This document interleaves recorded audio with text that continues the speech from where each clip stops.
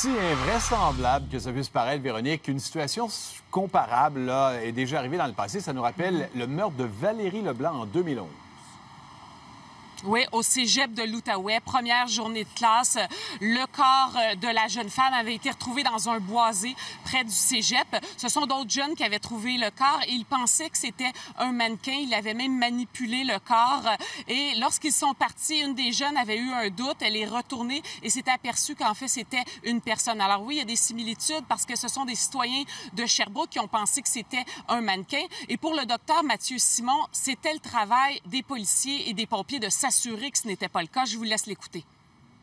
Sans trop s'approcher et sans trop investiguer.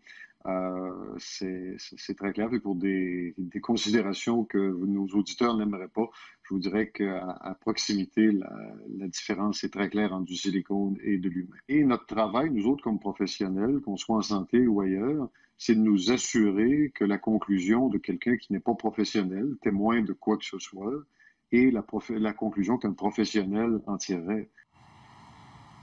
Et même son de cloche de l'enquêteur à la retraite, Roger Ferland, il ne comprend pas pourquoi les pompiers et les policiers n'ont pas vérifié qu'il ne s'agissait pas d'un mannequin. Je vous laisse l'écouter. Un corps humain qui brûle va se recroqueviller sur lui-même, va dégager une odeur qui est assez nauséabonde, qui n'est pas agréable, alors qu'un mannequin devrait la combustion devrait être complète ou presque totale.